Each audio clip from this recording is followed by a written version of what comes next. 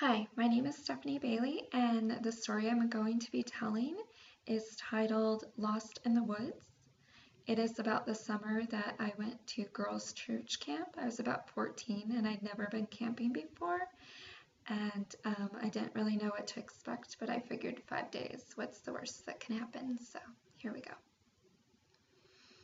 Lost in the Woods.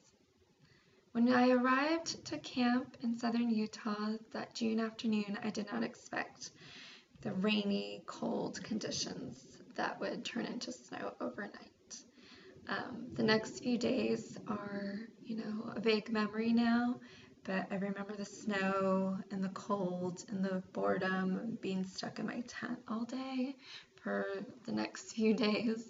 But that's not what I'm going to be talking about right now. What I'm going to be talking about is what happened after it warmed up and the sun came out. So it was the last day of camp, and the sun finally shone down on our sad little camp and kind of renewed my faith in having this fun camp adventure.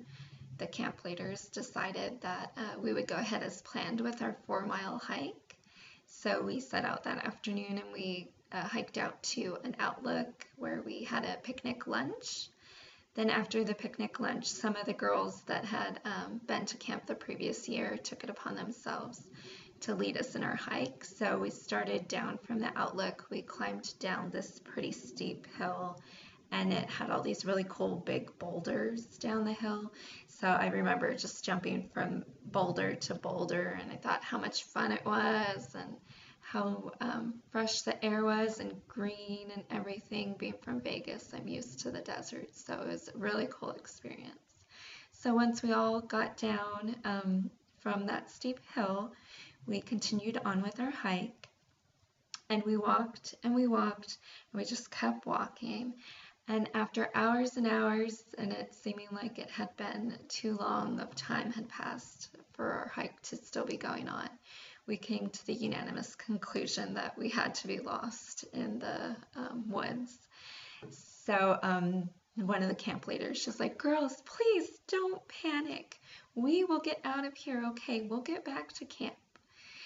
So, we had no choice but to trust her, and we kept walking and walking and walking, and we walked up hills and down hills and through muddy, grassy streams, and it was hard to get discouraged because the day was so nice out. But when we started, running out of water and running out of daylight, then, we're getting worried. And I just remember thinking, oh my gosh, please, I don't want to spend the evening in the woods.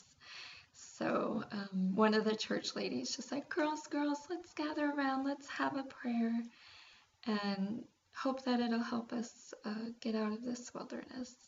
So we prayed, and I just remember thinking, oh my gosh, please, I don't want to be stuck out here. I'm too young. And so after the prayer, we walked and we walked and we walked and we walked some more. And then after about an hour, the guys from camp finally found us. And I don't know if it was the prayer or the fact that we were wandering around in circles for hours, but they were able to find us before it got too dark and before they had to send out search and rescue. So what was supposed to be a 4-mile hike turned into an 8-hour ordeal. We were lost out there for 8 hours, but it was a relief, that feeling when they finally found us, and we were so happy. And the lesson that I took from that day is just to always be prepared and to not lose hope. And I was so happy when we got back to camp that evening, and I was really happy to see my tent.